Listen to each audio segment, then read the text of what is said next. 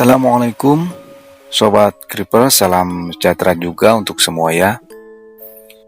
Seperti biasa, pada kesempatan kali ini saya akan membawakan sebuah kisah menceritakan tentang karakteristik manusia yang dihinggapi sifat dengki dalam hatinya.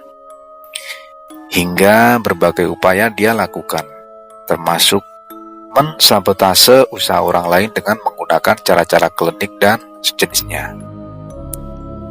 Cukup menarik ya. Sebelumnya saya dapatkan kisah ini ditulis dari sebuah akun Twitter bernama @thepasaribu00. Akhirnya atas izin beliau pula, saya dapat menemani sobat semua untuk menghibur dalam kisah-kisah atau pengalaman supranatural dalam bentuk cerita atau podcast. Tentunya Sobat Creeper juga dapat sambang langsung dari tulisan beliau ini ya, melalui link yang telah saya cantumkan pada kolom deskripsi. Bagaimana keseruan kisahnya? Maka tanpa berlama-lama lagi, yuk kita langsung saja ke cerita.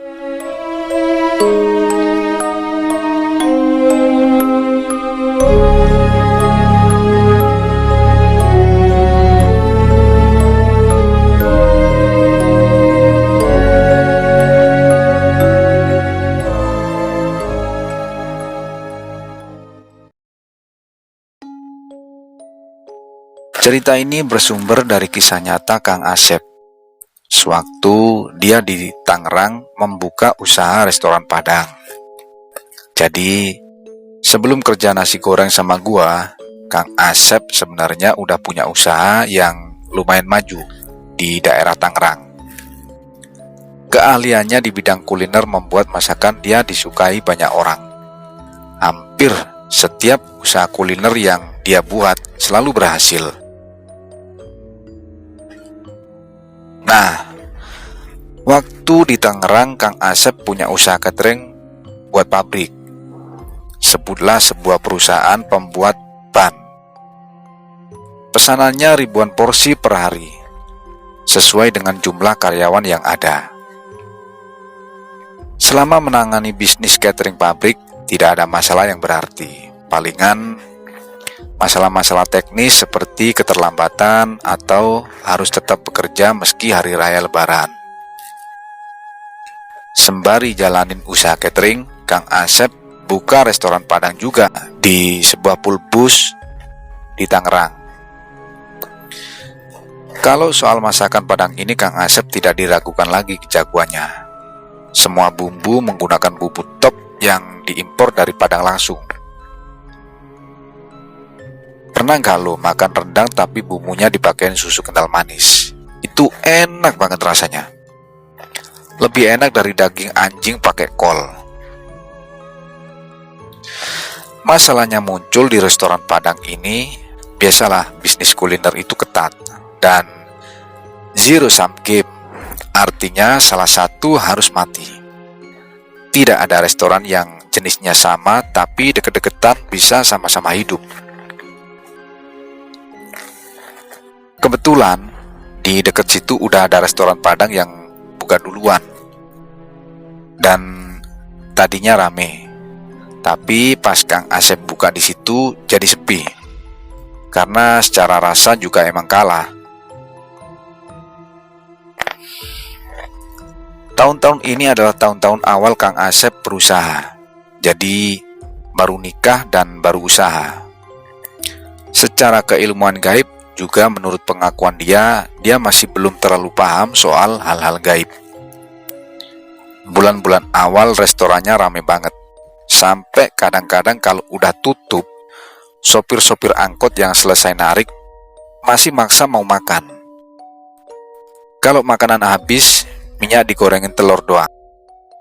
Kang Asep masak telur doang aja enak banget. Gua masak air aja kagak enak. Memasuki bulan ketiga, restoran masih rame. Tapi tiba-tiba aja istri Kang Asep sakit. Tangan kirinya sakit gak bisa diangkat.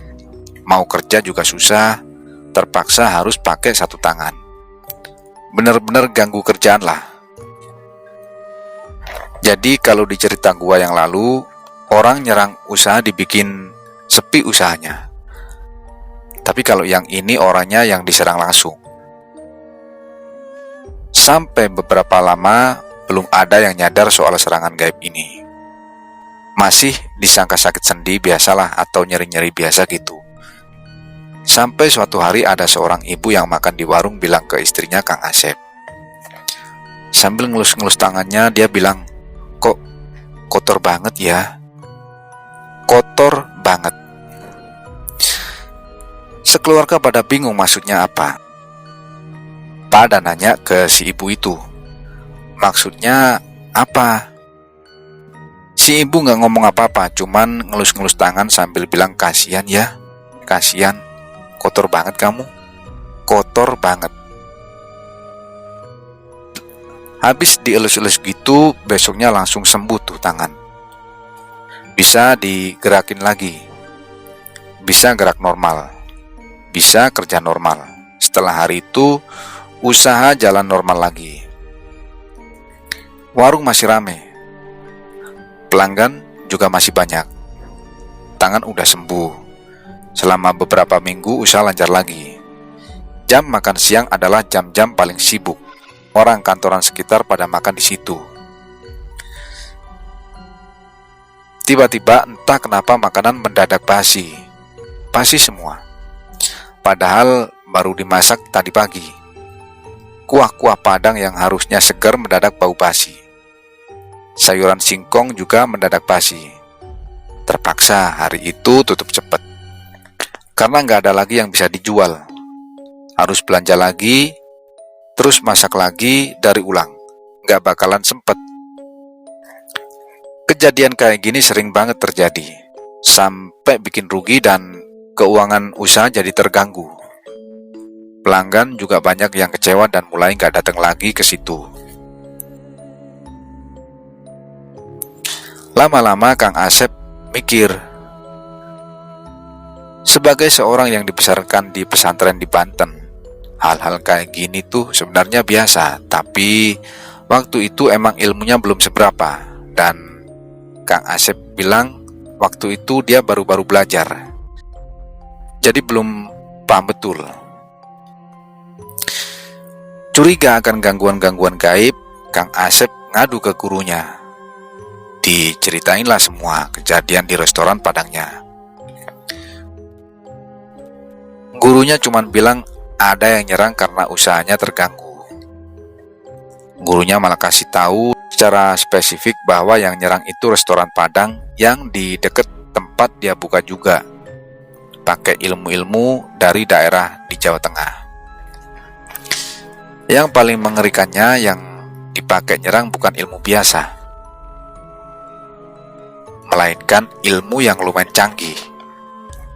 Dia nyerangnya pakai banaspati, makhluk berbentuk bola api yang mengerikan dan sangat kuat. Selain makanan basi, suasana di tempat usaha juga nggak enak.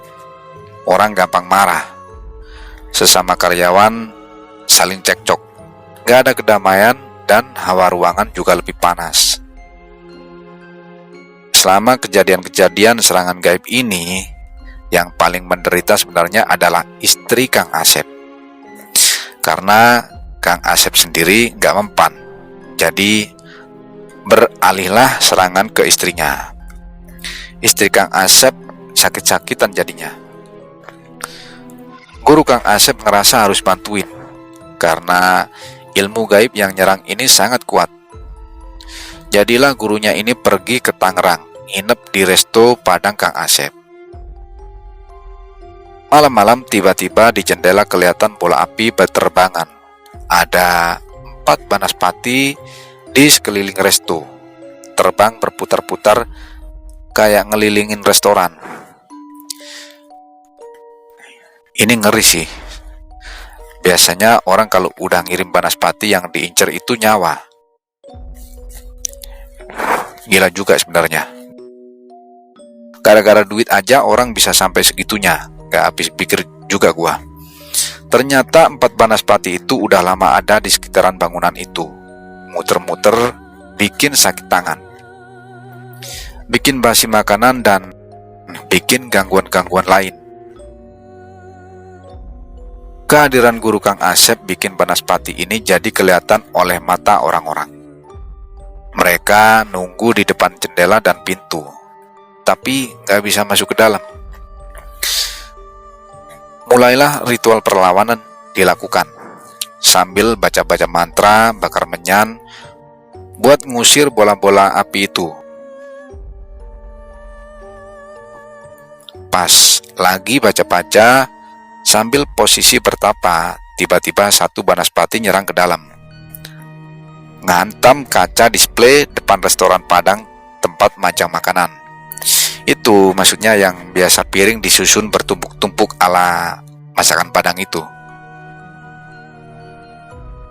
Kacanya pecah berhamburan, piring-piring berserakan, berantakan di lantai. Dan ternyata mengarah ke adiknya Kang Asep yang ada di situ. Kena Banaspati langsung muntah darah terus pingsan. Masuk tuh Banaspati yang 3. Pertahanan yang dibikin kayaknya jebol, jadi bisa masuk terus nyerang. Guru Kang Asep langsung marah, ngeluarin ajian sambil bilang yang ngirimin ini bakal sakit dan keluar darah dari badannya. Sorry nih, kalimatnya rada gua halusin. Tiba-tiba hilang tuh Banaspati, pergi terbang keluar gak tahu kemana. Nah, gak lama kemudian restoran Padang yang di seberang si ibunya datang diantar sama suaminya. Ibunya dipegangin gitu, kayak gak bisa jalan. Datang-datang langsung sujud terus minta maaf. Ternyata si ibu pendarahan. Wow, ngeri. Dari sini kan ketahuan siapa yang ngirim. Marahlah si guru. Hampir mau dibiarin mati pendarahan tuh ibu. Namun akhirnya sih dimaafin. Langsung berhenti tuh pendarahan. Setelah kejadian itu, Kang Asep mutusin untuk tutup aja restoran Padangnya. Percuma dapat banyak duit kalau malahan gak berkah dan bikin susah keluarganya. Habis itu dia mutusin pindah ke Bekasi. Dan cerita pun selesai.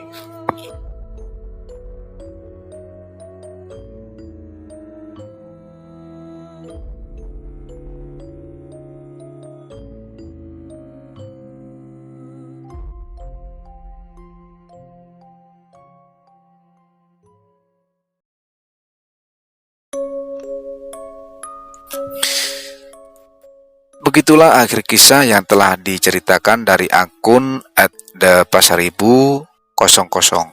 Semoga apa yang telah ditulis beliau ini dapat memberikan satu hikmah dan pelajaran bagi kita semua. Saya selaku pencerita berharap kita semua dilindungi Tuhan Yang Maha Esa dari segala kejahatan yang tak terlihat maupun yang terlihat, dari siang dan malam, dari orang-orang yang syirik, iri, dan dengki. Billahi taufik wal hidayah. Wassalamualaikum warahmatullahi wabarakatuh. Salam Creeper.